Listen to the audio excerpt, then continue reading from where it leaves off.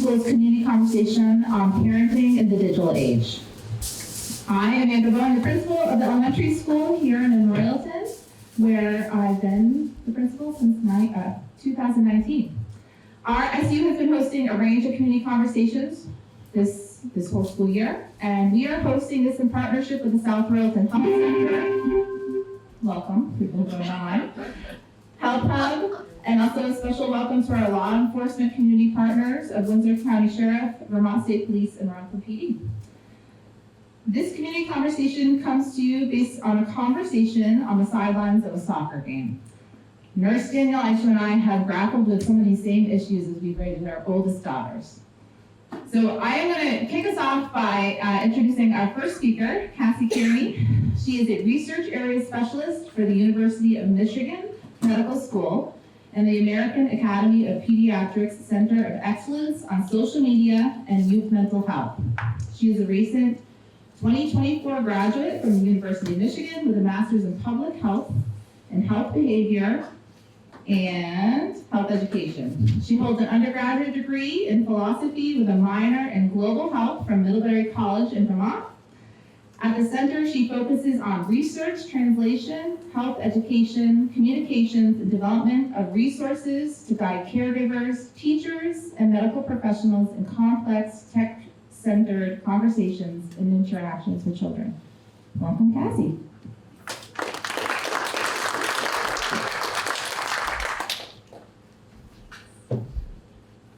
Awesome, thank you so much for that introduction. Hi everyone, I'm Cassie Kearney and super excited to be here today. Thank you all for taking time out of your busy schedules for being here for this important community conversation.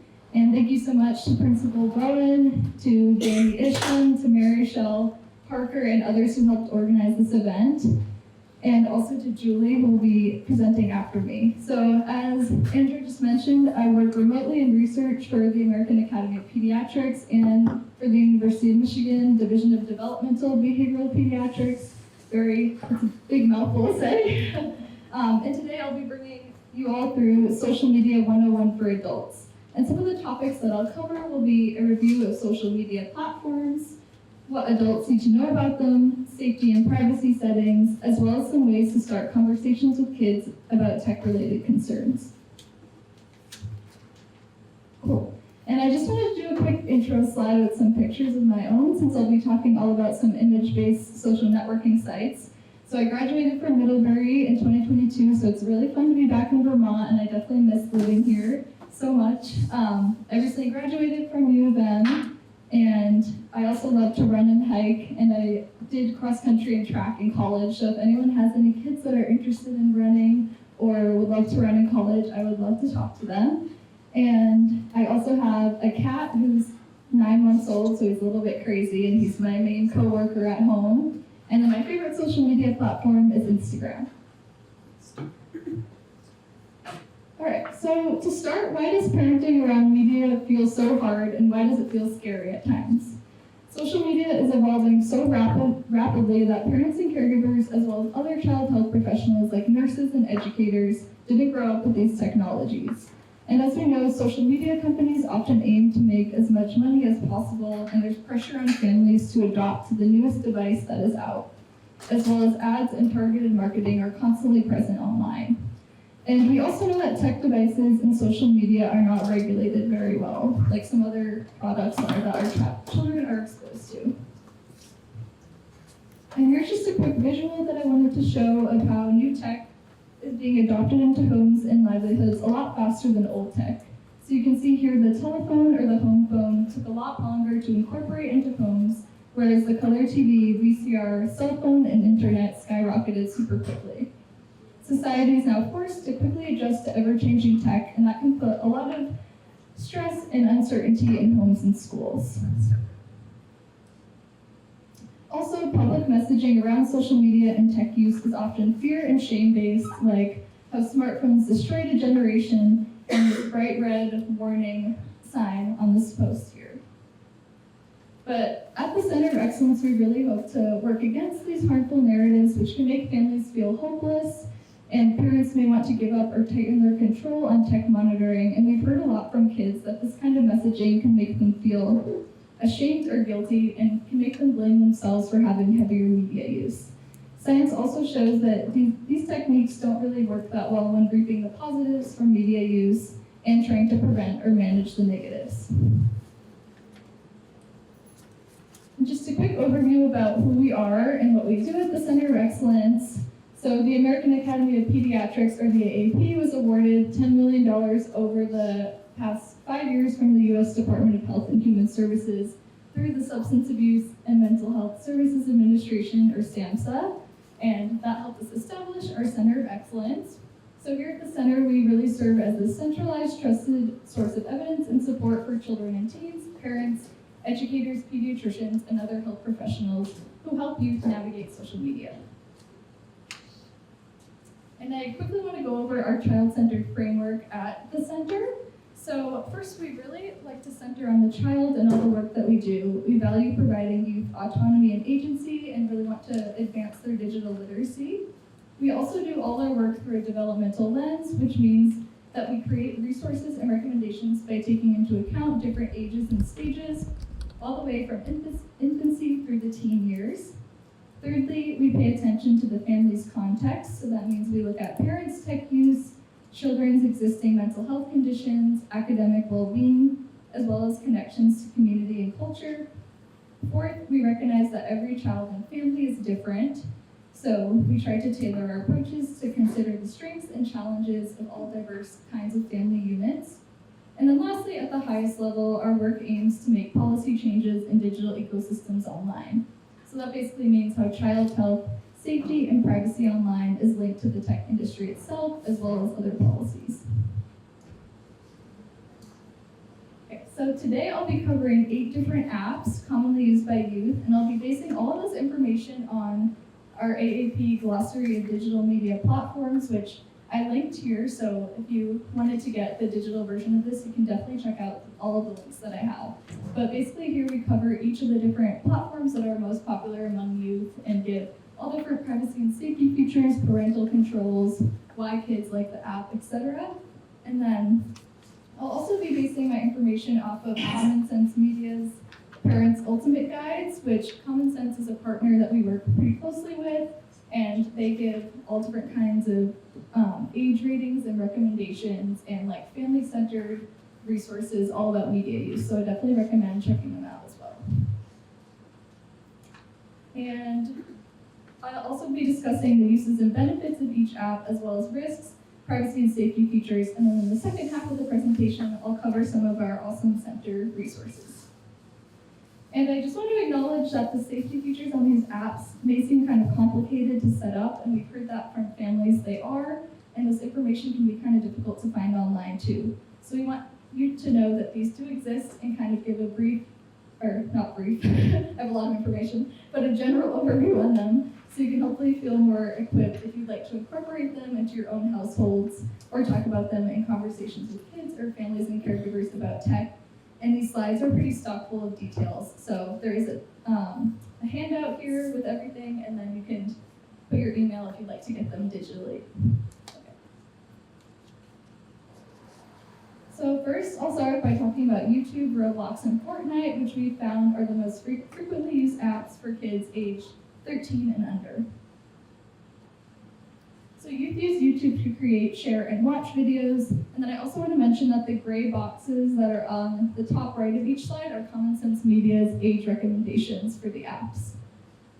In terms of risks on YouTube, there is personalized advertising, and that can promote products for kids to buy that may be inappropriate for their age. A child also doesn't have to be signed into YouTube to use it. So that means that any filters that are for their age will not be set up if they're signing in without making an account.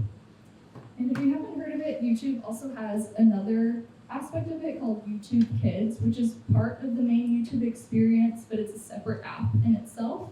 And this is targeted to younger audiences with more kid-specific filter content based on 3 different age group categories of 4 and under, 5 through 8, and 9 through 12. And with the YouTube Kids algorithm, kids may have a smaller chance of viewing irrelevant content.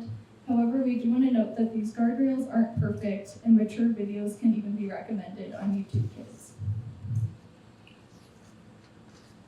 And in terms of safety and privacy settings on YouTube, for users under 17, autoplay will be turned off by default. So that means when kids finish watching a video, the next one won't automatically play.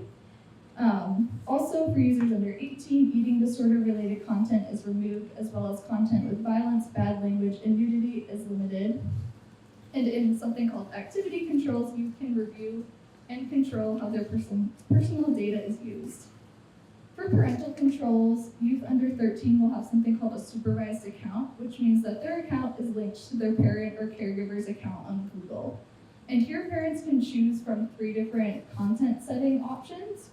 So they can choose from Explore, which generally aligns with ratings of content for viewers 9 and up. They can choose Explore More, which generally aligns with content ratings for viewers 13 and up. Or they can choose Explore Most, which covers almost all the content on YouTube, besides content that is marked 18 and up. So now we'll move on to Roblox. Roblox is an online space primarily used by youth to game with others and to chat for free. And risks include that it's easy to purchase Robux, which is this in-game currency on the app where kids can spend actual money in order to get upgrades or to buy new games or avatars. So you can see here, children can spend upwards of $140 on some of these upgrades on the app.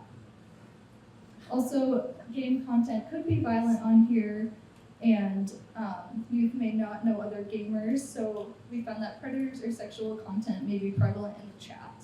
And here's what the chat looks like right here.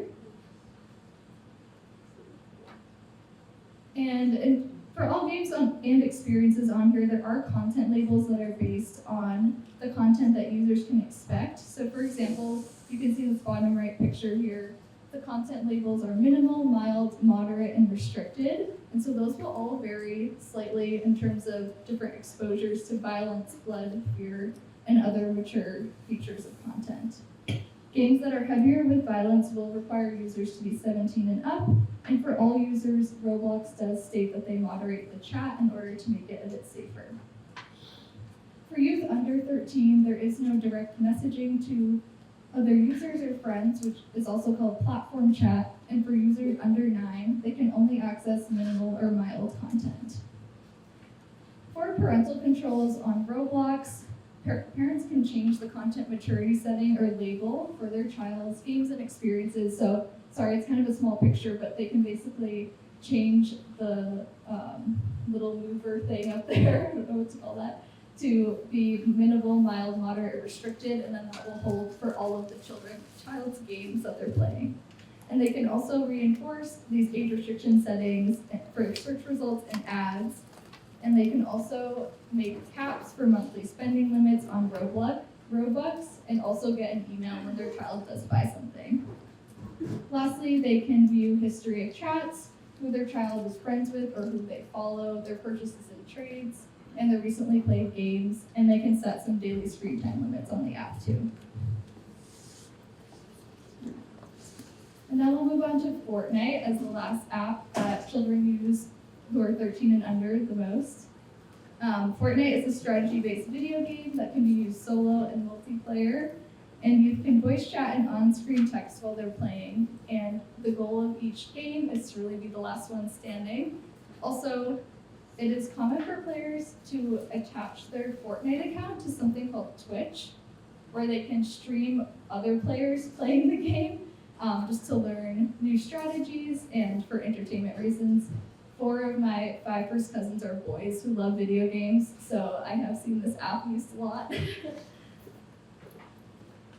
Okay, and for risks on here, the online chat functionality can expose youth to offensive comments or swearing, and youth do have the ability to talk to anyone on here. They can spend money or V-Bucks in the game, which is similar to Robux, as I just mentioned on Roblox. And youth under 13 on Fortnite will be given a cabined account where parents and caregivers will have to give consent in order for them to access some certain features like voice chat, for example.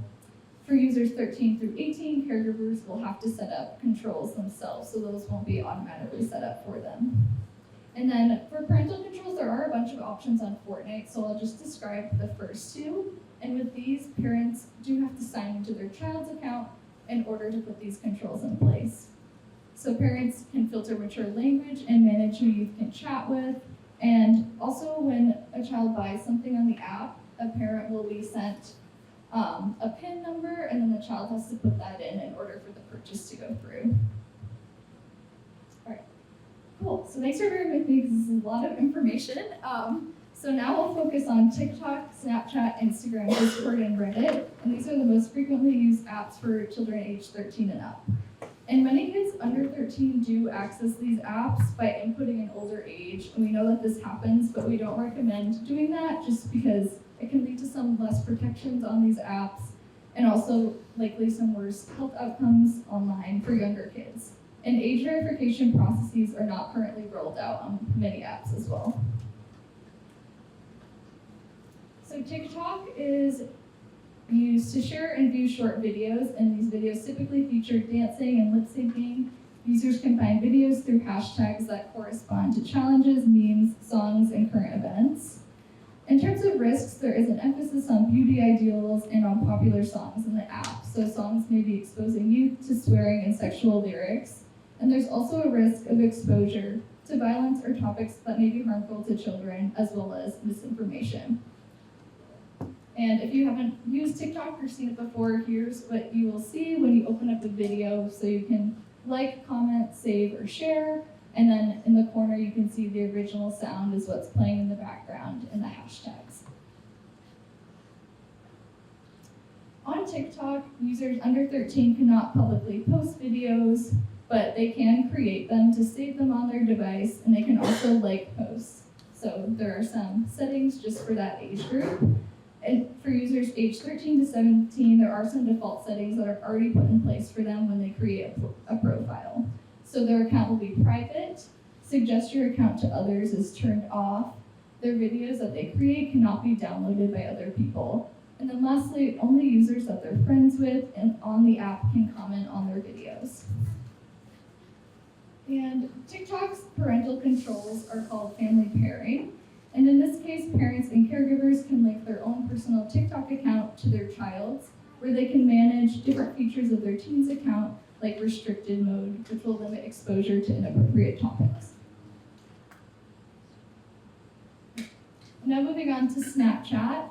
On Snapchat, youth can take photos or videos, which are also called snaps, where they can add filters, lenses, and effects, and then they can send this content directly to a friend, or they can share it to their story, which it's kind of hard to see, but in the top part of the fourth picture, those little circles are called stories.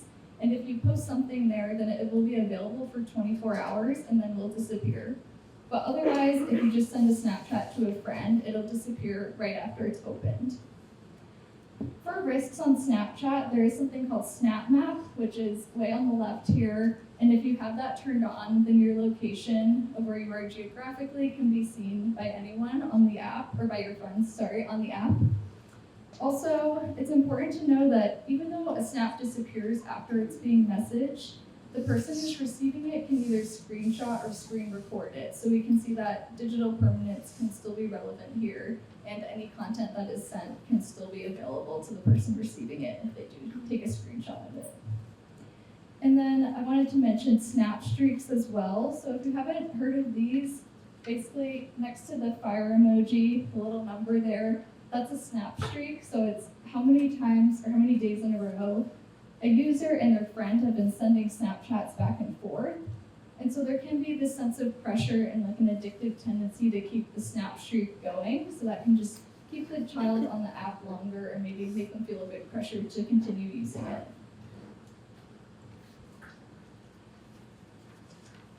Default privacy settings for youth on Snap include limited contact settings, friend lists will automatically be private, and also a teen must accept a friend request from another user before they can communicate with them on the app. And this isn't a default setting, but I want to mention that you can turn on ghost mode, which basically means that your location won't be available to any of your friends. And then lastly, for the Family Center on Snap, similar to some of the other apps I've mentioned, parents must make their own Snapchat account in order to use the Family Center. And here they can monitor who their child is friends with and who they frequently message on the app, and they can confidentially report other accounts or users who may seem problematic. Lastly, they can turn on content controls, which will filter out some sensitive content that may not be age appropriate for you. Awesome, so now we'll move on to Instagram. Instagram is an app that youth use to follow the lives and activities of friends, family members, celebrities through photos and videos. And youth can DM or direct message each other here, or they can post stories, which, similar to Snapchat, will be available for 24 hours and then disappear after. They can also post pictures and videos that will be available all the time on their profile, and Reels, which, kind of like TikTok, are these short form videos.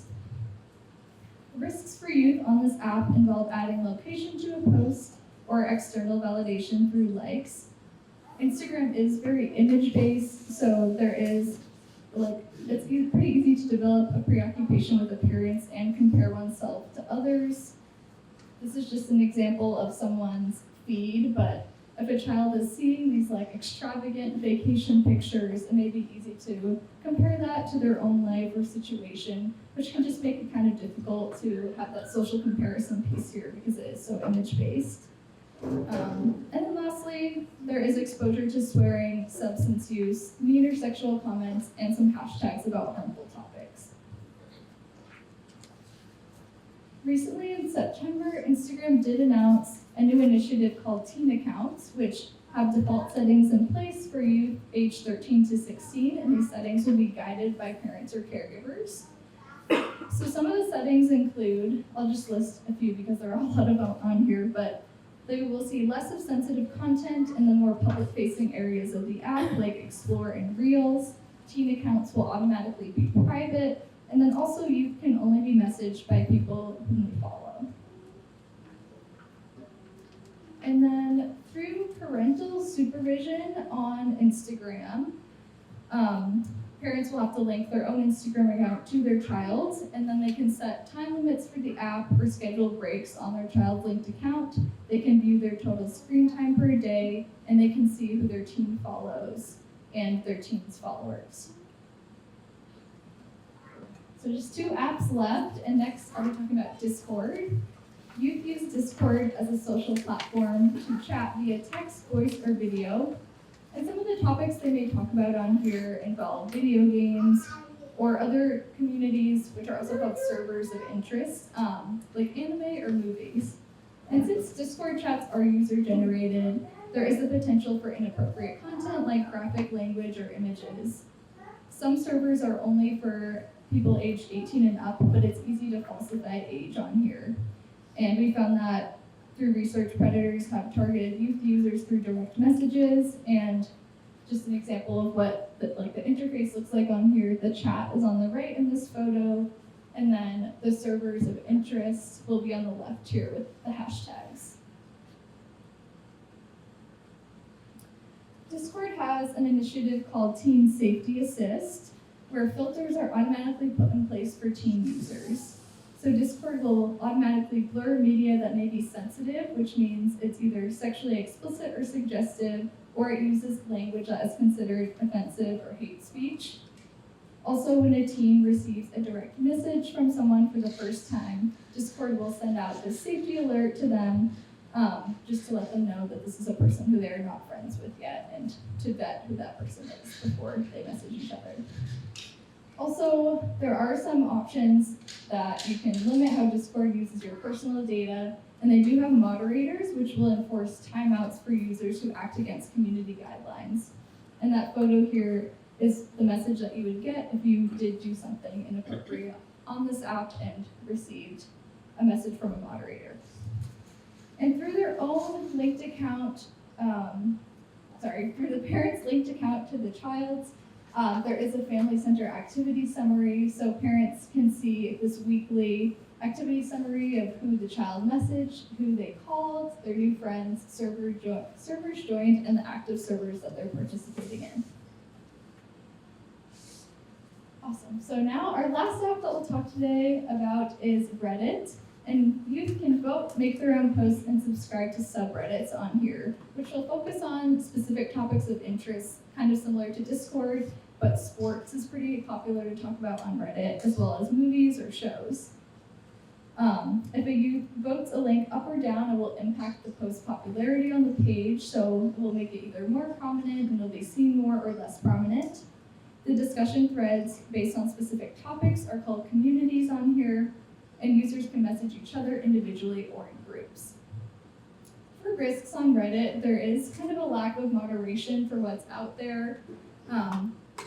Users usually stay anonymous, so misinformation is pretty accessible on here, and cyberbullying can occur easily as well. And in comparison to the other apps I've talked about, Reddit has some looser guidelines, but users can opt in or out of the app knowing their personal data, as well as the app knowing their location and if they want to receive personalized ads. Teams can also block or report posts, they can ban or mute users, and there are moderators, which, similar to Discord, will basically ban or mute a user for posting inappropriate content on here. And Reddit does not have built-in parental controls. Therefore, I did some sleuthing to find some options that might be helpful to monitor youth interactions online on this app. So parents can help them uncheck content visibility or active in communities visibility, which will help children protect their engagement in communities with some more privacy. And then also, if you uncheck show up in search results, this basically means that sometimes if you just look up a question or any topic on Google, a Reddit community or discussion thread will come up, and if you uncheck this, then your child's discussion in that thread or community and their name will not pop up online. Okay, and just to take a quick breath of everything that we talked about, sorry, there's so much content, but here's a quick summary to cover everything. So we know that there is a huge variety of social media and gaming platforms that are popular with kids, and they all offer a different mix of positive and negative experiences. Parental supervision tools and user settings are a crucial part of helping users have more positive experiences. But these options vary and can be pretty challenging to navigate. So as you try to set up these features, if you'd like to, it can serve as a teaching moment with kids to talk about risks online as well. And then also, as children age and become teenagers, this is just going to involve different kinds of conversations about what they may be exposed to on apps. It can just be another teaching moment and conversation to have as they get exposed to new content too. Platform tools and settings need to be combined into regular conversations about social media, gaming, and technology. And given the importance of these regular conversations and the fact that a lot of parents and caregivers that we've worked with have shared doubts and hesitations about setting up the controls or having conversations, I just wanted to discuss some great resources that might help. So first, I'll cover our conversation starters and activity cards. One example of a conversation starter we have is on the top right here. So these are made for teens and will include questions and prompts that you can use with children to get their input for some collective decision making about media use. So it's kind of more of this shared decision making together and discussion rather than a lecture. Some of these topics that we have on here are gaming too much, media interfering with sleep, checking in on unwanted content and contact from others online, and much more. And then the activity card is on the left here. So those are for youth that are 10 years and younger, and each of these will have a skill building activity. So some of the activities that we have on here are family movie night, or talking about the content watched, so co-viewing with your child and then kind of discussing what you just watched and what can be some learning moments from that, as well as pop-up ad whack-a-mole, which is kind of fun because you can X out of all the ads online with your child and try to avoid scams with them as well. And then the other link that I put here is our definitions of common digital media terms. So if social media is totally new to you and your child is coming home with a lot of new lingo all the time, this could just be helpful as a refresher or to learn a lot more about a lot of these terms that I've used or terms that are coming up in news articles or that your child is bringing home. So we have that as well on our site. And next I'll talk about the family media plan. So this is a tool also created by the AAP where you can basically sit down with your kids or your family and complete this in about 20 minutes or less. And you can make a list of priorities in your home and how media use fits in. So trying to find like screen-free zones in your house, or trying to find more positive content, and some practical tips to implement your plan. So this can be like printed out and posted on your fridge if you want, or you can just save it digitally. And the link for that is here as well. And then the last resource I have is our Q&A portal. And this is actually my main task that I work on. So this is kind of like my baby at work. But basically we have this interactive Q&A portal where you can submit any question related to social media use and youth mental health. And then we'll do a 2-week turnaround. So we'll do an evidence-based literature review and then submit the question to the asker, submit the answer to the asker as well as post it on our site. And we have a bunch, I think we have like 84 questions that we've answered so far. So you can totally go onto our library and see any question that you have.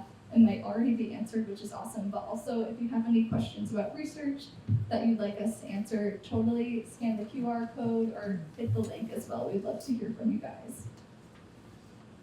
And these are my references and image links, and thank you so much for listening today and bearing through a lot of information. I hope it was helpful. Thank you.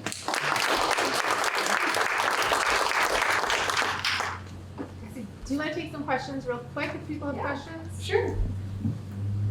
Does anyone have questions? I was thinking how important it is. They can hear me. No, virtual participants cannot. I was thinking how important it is for everyone to sign up for the digital thing like this, because you can't really find out all the details by the paper one. Yeah. You'd be able to go in and find it. So if you haven't signed up for it, you should. Yeah, thank you for mentioning that. Definitely. I'm sorry that the words are a little smaller. But yeah, No, it's good, but on if our you want to site go as in. well, yeah, we have a bunch of different resources, so I totally recommend if you want to check out the digital version. Thank you.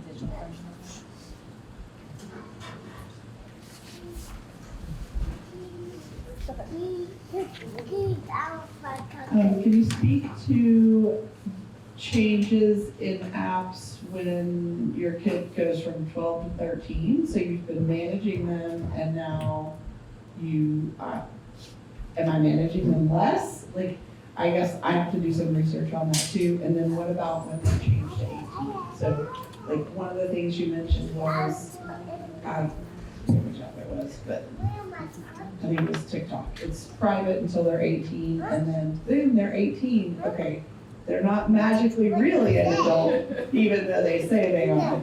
So is all of their content now not private, or like does it just, right? Just like my whole my college experience is not on the internet, but I don't want it to be, and I don't want my kids to be either. So what, like at those changes, what are some things we need to look at?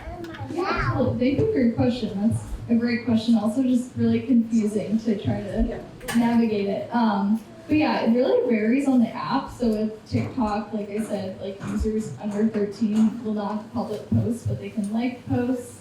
And they will have like more filtered content for a younger audience. But once they hit 13 through 18, then that whole like age category, even though those ages are very different, like a 13-year-old and an 18-year-old, they will have like the same automatic settings in place. But if you do set up like the family pairing option, then you can like monitor more things with them, which is kind of helpful. Even after 13?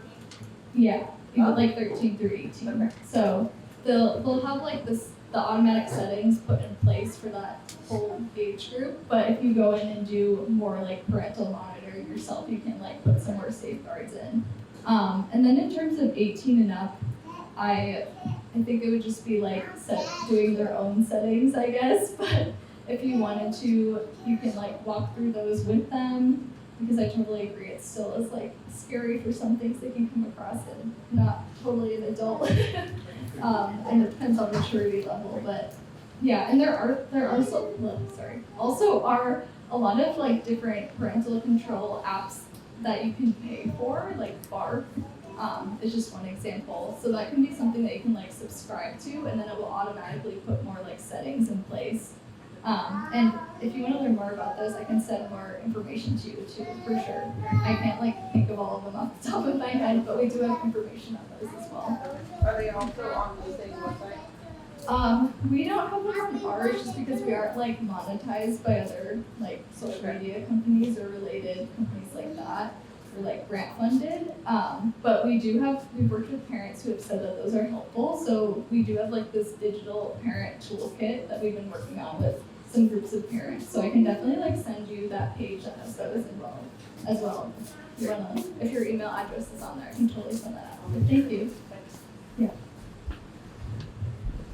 I thought it was really helpful to see the different parental controls that can be set up, and in theory, that's great if they all work and kids follow the rules, but we've certainly found there's so many loopholes, from lying about age to just going ahead and installing something without permission to content showing up that shouldn't be.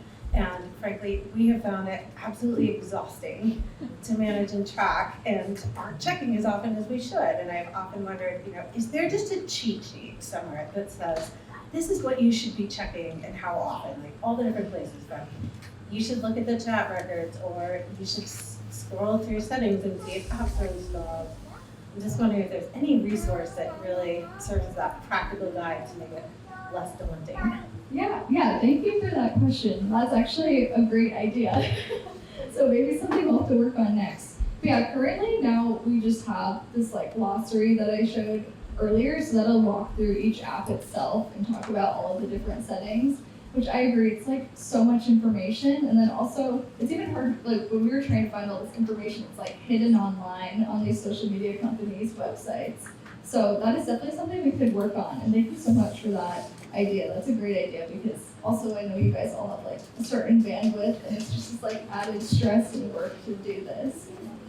So yeah, thank you. We'll definitely take that into account and work on some things with that. So we'll have opportunities for more questions, but we will thank you, Cassie, for that.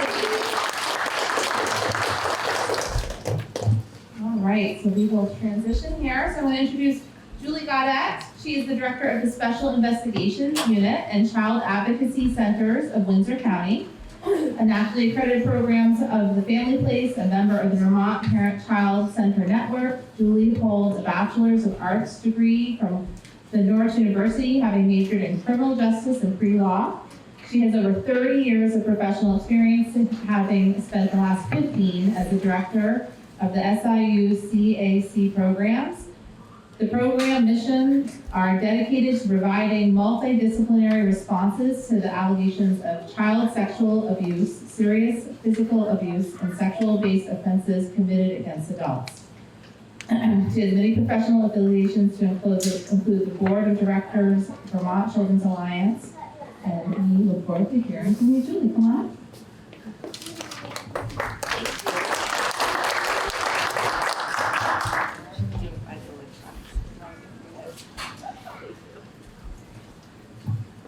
Good evening, how are you? Good. Good. Thank you so much, Andrew. Thank you for the supervisory union for having us here today. I wanted to introduce a couple of folks that are here with me. Detective Sergeant Kelsey Knapp, who is with Vermont State Police, who just so happens to be our unsung hero this year at our professional conference. She's awesome. And then also Chief Loretta Stalmaker from Royalton PD, who probably doesn't need much of an introduction to you as well. So I had forgotten that I put that much into the bio, so I'm going to kind of skim through a little bit of my introduction. Thank you for that. I do want to make mention that some of the content that you're going to hear tonight can be a little triggering. We are always concerned about psychological safety, and your self-care. So if you feel like you need to leave the room for any reason, I see some little guys here. If you have any concerns about that, then please do what you need to do for yourselves. Just to gauge the audience a little bit, and I don't know if we can find out from the folks that are online, how many folks here are parents of pre-K through 5? Okay, 6 through 8? And 9 and higher. Oh, good. Okay, that's great. Well, Well, maybe not for you. So I can tell you a little bit about myself. I am the mother of 2 boys. Both went through Windsor High School. The youngest is 18. He's graduating in 2 months. Phew, I made it, did it. It's, I would not wish this upon anybody to have to go through the teenage years again, especially as the technology framework changes so often. Now I tell my kids, you're adults, you've committed felonies. So you're on your own. Just kidding. Anyway. Right, Laura? Okay. So child advocacy centers, the model here, and just, oh boy, testing my tech. Like this. Over here. Over here. It's the button with the little bump behind. Oh, great. So back in, and I hope I don't bore you with some history, but in 1984, there was a representative named Bud Kramer in Huntsville, Alabama, and he realized that there was a significant issue in a multidisciplinary team, not having a multidisciplinary team for trauma-informed response for allegations, particularly of child sexual abuse. So what was happening at the time, and it was happening throughout the country, is if there was an allegation of abuse, a child had to tell their teacher, they had to tell the school nurse, they had to tell their counselor, they were talking to a police officer, they were talking to somebody from Child Protective Services, sometimes attorneys, sometimes medical staff, counselors. So it was really, really not a good experience for a child. In addition, it did a real disservice to their case, especially if their story changed from talking to one person to the next. So he was the first to launch an advocacy center in Huntsville, Alabama, which started the movement. There are now 961 child advocacy centers across the country and abroad. Approximately 72% of those counties have access to an accredited child advocacy center. In Windsor County, we have 2 accredited centers. One is in Springfield, one is in White River. This is a picture of our newly renovated Springfield Center. We have trying to have a welcoming family area, child-friendly environment for interviews, and then we have an observation room for DCF investigator and law enforcement to come and observe and interview real time. Why do we do this? We do this to minimize the number of times a child has to tell their story.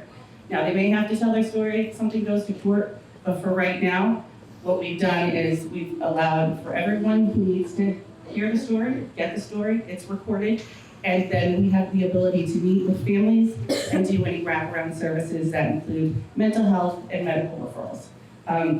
As Andrea was saying, we are a program of the Family Place, which is a parent-child center. We are the only one in the state of Vermont that's currently under the umbrella of a PCC. So we have access to many more resources for families going beyond just the case that may involve this one child. One more. What did I do last time? Bottom button? Okay, we'll get it. Brain development. Just wanted to mention to you, Vermont is working to introduce several laws based on brain science and the ages in which brains are projected to be developed. As such, there's legislation looking to raise the age of youthful offenders to as high as age 23 and to move the age of adjudication of a child from 10 to 12. So that's charging a 10-year-old to a 12-year-old with a crime. We'll talk more about that later, and I'm going to look to my experts for that.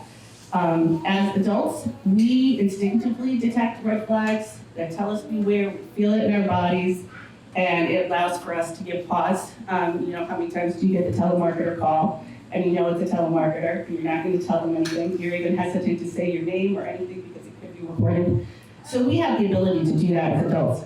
Children do not. And I'm no clinician, so I'm looking at Amelia, so you can correct me if I'm wrong. But they're more apt to react in the moment. Children are inherently trusting. So we want to be able to protect that youth, that innocence, and that trust, but give them some online tools, or tools to be safe online. We should know too as adults, as technology changes and we grow older, we too become vulnerable.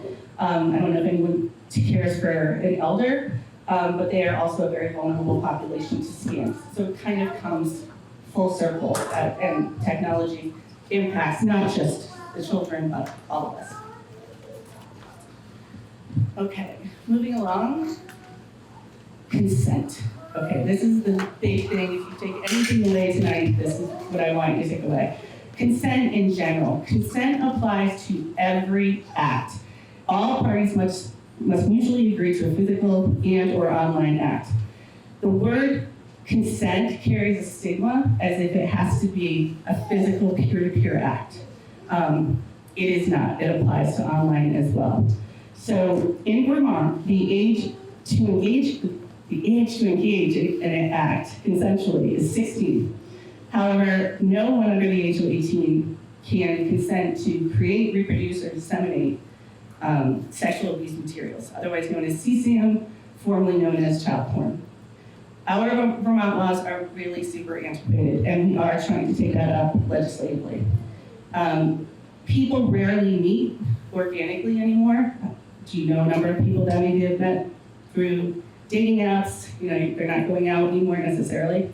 So we know that technology and particularly social media messaging is really important in relationships. And our teens and our adolescents are actually mirroring what we may be doing as adults in our own relationships.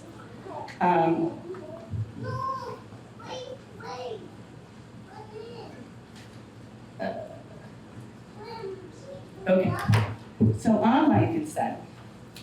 When talking about online consent, it's very similar to how we teach children on how to physically protect their bodies from inappropriate or unwanted touching.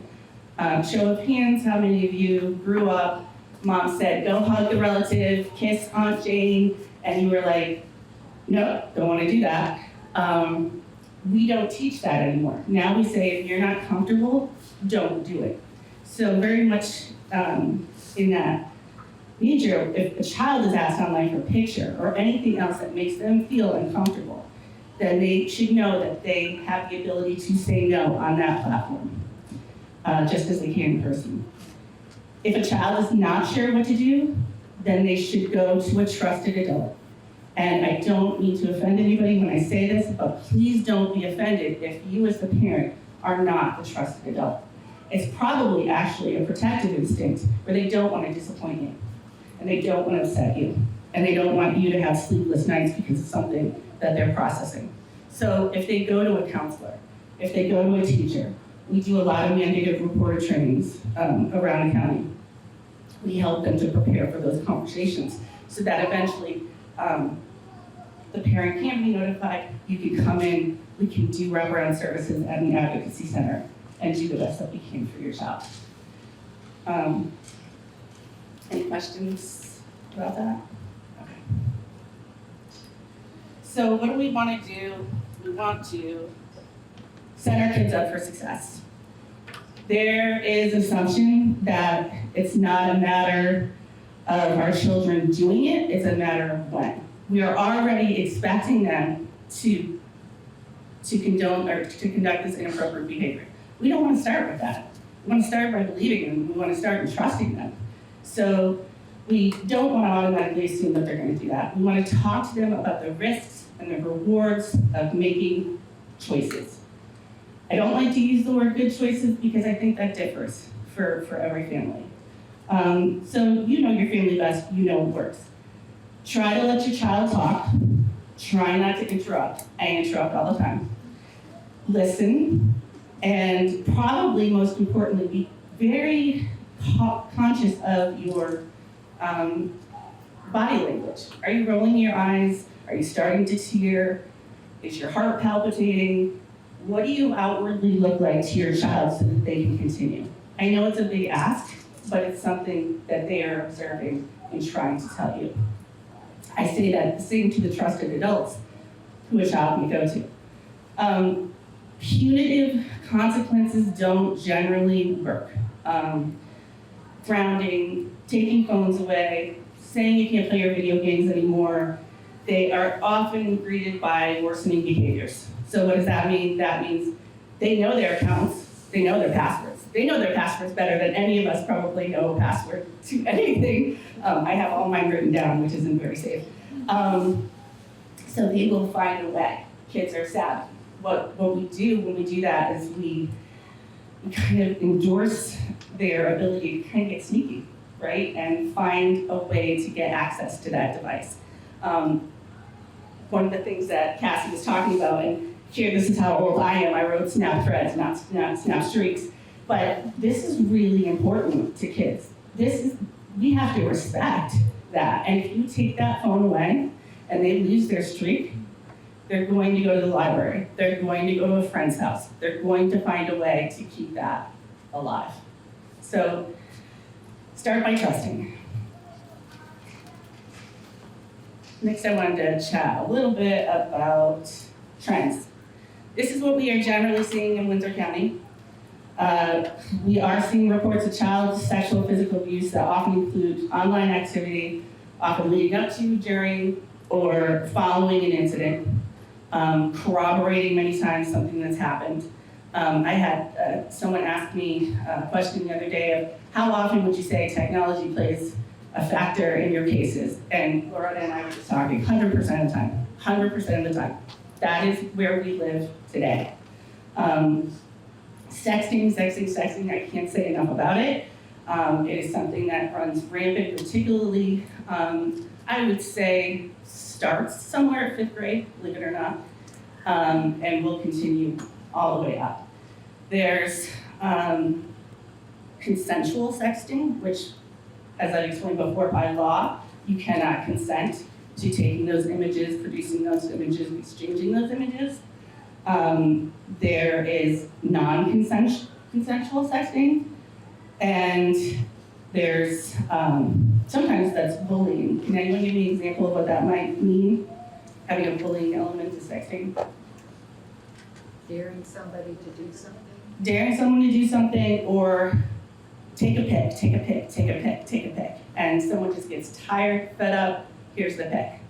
So there is a bullying element that can go with sexting as well that may seem innocent, but may not be.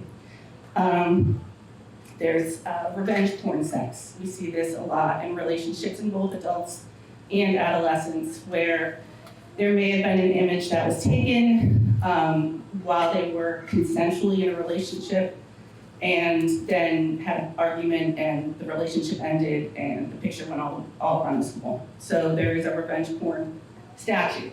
So again, I go back to, remember, in the state of Vermont, and it's not something we generally do, but you can't be charged with a crime at the age of 10. So we see a lot of cyberbullying and harassment. I've got some resources for you on that. There does seem to be a lot of overlap between sexting and cyberbullying, as I said, but there are different clocks actually for schools as well. If you have bullying, harassment, or hazing, you're required by the state of Vermont to report that and investigate it within 72 hours. A lot of times that doesn't give us much time to rally and get kids into centers, which is different than sexual abuse. But when you have two components sometimes, one triggers the other to do an investigation, and it's now always healthy for the job. Exploitation, sextortion, trafficking. This is really running rampant. And it's happening where I had a case recently where there was a kiddo, 13, talking to some dude in California, and wanted her pics, he'd send her a t-shirt. That comes as a form of exploitation. We had another case that didn't move forward, but showed signs of possible exploitation and sextortion in acts that a child was doing to get her nails done. So it's those small of elements that can happen. Buying vapes, sending pics for money, it's more often in exchange for something else. But it also comes with this shame and criminality that the victim has indeed done something wrong when they have not. So they are more reluctant to come forward.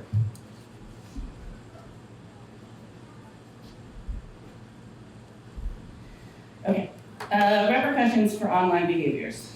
I don't need to tell you, bullying, hazing, harassment. We have seen cases of attempted suicides. We have seen suicides. It could come with suicidal ideation.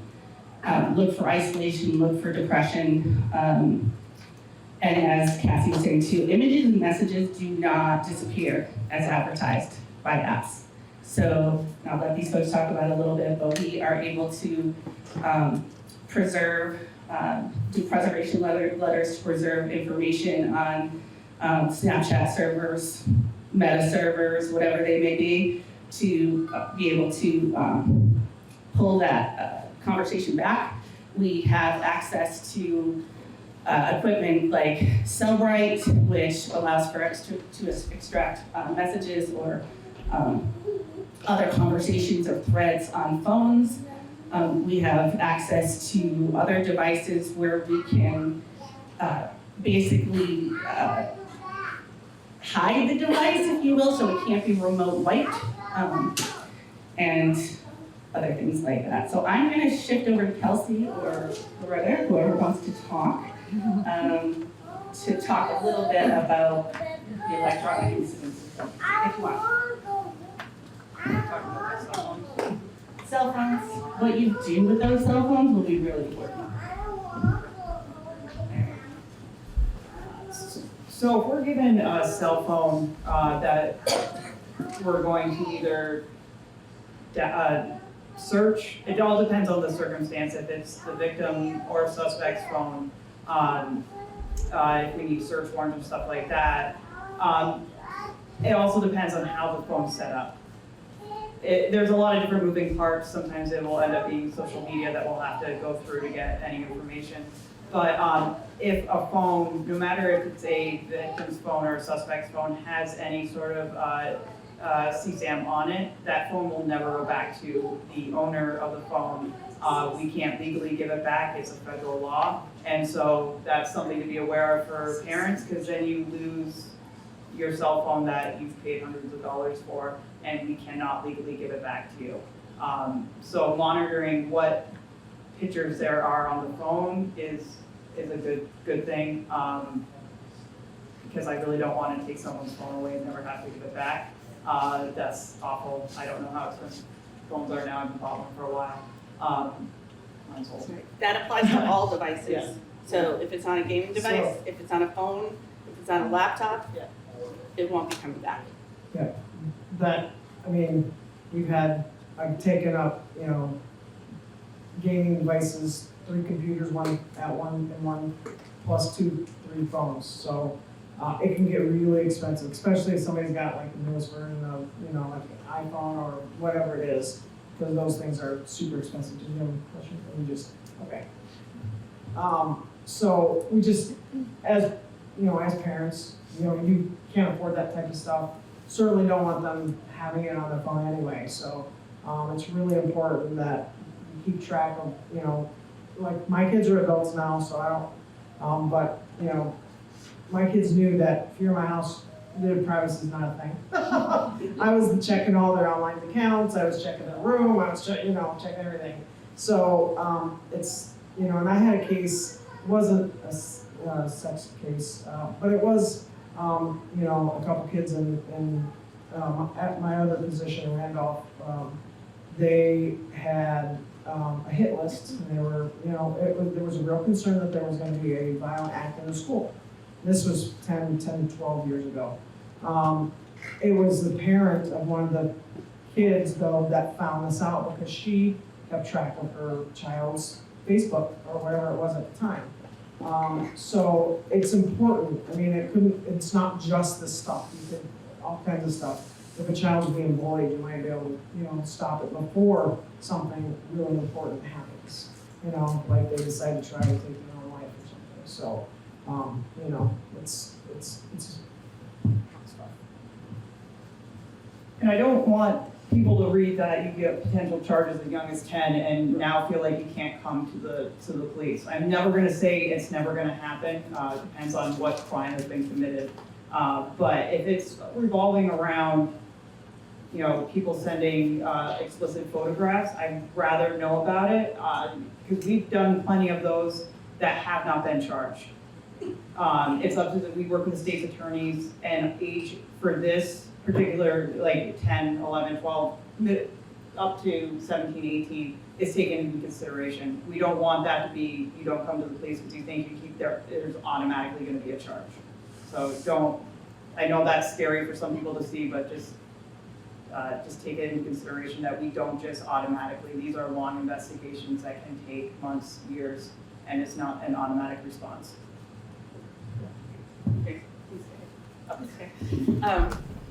Yeah, and I think the other piece of that too is we can speak from Windsor County experience in working with our state's attorney's office, but we have a lot of cross-jurisdictional cases. So we can't speak for something that might originate in Orange and came to Windsor or vice versa. So just arming kind of with that information. But so let me just do some tips. This is one I always use on hold. No one should have duplicate apps on their phones that come with manufactured settings.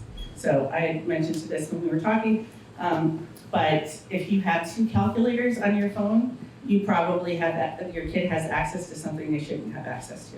So there are settings for both Android and iPhone to be able to look at your app store for iPhone. Is it Play for Android? Okay, so if you just look at calculator and you see 2 calculators, or you see 2 clocks, alarm clocks, or whatever it may be, that may be a dangerous application for your kids to be on, and many times has ties to the dark web. Turning location settings off, metadata captures, Latin log, geotags. You know, I get we all want to know where our kids are, and it's really an important feature. Just be careful when you use it. Usually the example that I have given in the past is if you're someone who takes your 2-year-old to the park every Tuesday at 2 o'clock and you're taking pictures, then it's automatically like geocaching that lat long. So if there are online predators and they're on your Facebook page or wherever you're posting these pictures, then they might know what park you go to, at what time you go to. I know that's scary. Stranger danger is really 1% of the time, but there are online predators out there. So those are kind of that's one of the examples that I give to people in terms of when you want to be careful. I know my kids won't let me follow them or know where they are at all. So my oldest is Josh, my youngest is Joey, and I always ask Josh, check your Joe app. Like, where's my Joe? So you do what works for you.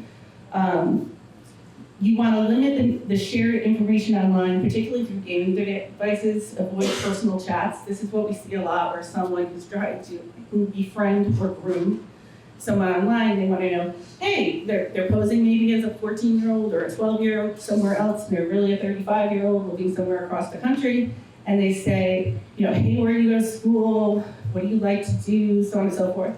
Tell your kids, if you're playing Madden, play Madden. You should be talking about your players and not necessarily giving out your personal information. That should be a red flag.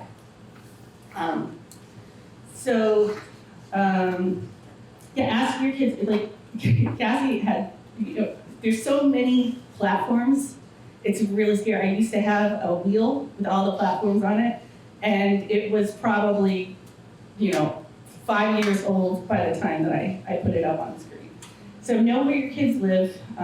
That's something someone said once, and I thought that was interesting. And I would also say too that there are codes. I don't want to call them like bro codes, but there are kid codes, codes that we as parents may not recognize. There is a code for every emoji. Oh, yeah. Yeah. Okay. The hard way. So you may think something is really, really super innocent, and it probably means something very, very different. So, and I did go to a school once, and I started talking about it. It was in middle school. Really, it was really silly for me to do, because the entire hour was spent them telling me, raising your hands, going, "Oh, this is what this emoji means." And this is. I learned from that. So just some helpful resources for you. If you go to the Family Place webpage, you'll find helpful community partner resources. The brochures that we have over here are online, and there's even a virtual tour of our White River Junction Center. I think, all the materials are there. When it comes to online safety, there are 2 sites. that are, like, in my opinion, imperative to arm parents with. One is the NCMEC, which is National Center for Missing and Exploited Children. It's the Take It Down portal. It may potentially be able to remove online images of child sexual materials. You can access it yourself, or you can ask for help from your local police department.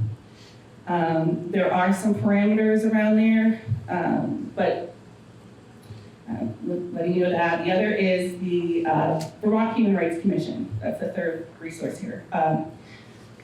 Although the state is routinely training and consulting on bullying and harassment and hazing investigations, I always want parents to know that if you or your children are not pleased with the way the investigations have been completed or their outcomes, you have rights. You have rights to bring those grievances for an independent review, and you do so by going to the Human Rights Commission. So with that, I think we're over time a little bit, but open it up to questions. Perfect. Okay. Any questions for anybody? Or are there online questions either, Parker? I wonder too. Nobody's raised their hand yet. Okay. We'll put it in the chat. Are these websites in one of these pamphlets or? As long as you sign up over here with your email, we can email out all the materials, and that will have the website. Okay. And if you ever have any questions that you don't want to ask in a public setting, and just call down to the state police barracks, ask to speak with me. If I don't know the answer, I will find out the answer. I don't know it all, but I know people that know stuff. So, but don't feel you can't call and just ask a question. Well, if there's no questions, I just want to say a big round of applause and thank you for our presenters. Our big thank you for you, both of you, is, of course, it's maple syrup season, so it's wildcat maple syrup, it's better. But thank you, both of you, for coming and doing this tonight for us. Thank you for everybody who came out or who's online. We would really love your feedback. So Danielle is going to have a raffle. We're going to do raffles, but if you haven't filled out the exit ticket, we would love your information on how you thought this went, other questions you have. If you have private questions, you put your email down, we'll get you the answers. And then other community conversations or things you think we should cover going forward. So we can pass these out to you, and Daniel will be right back, and so don't leave too fast because you could win amazing gift cards.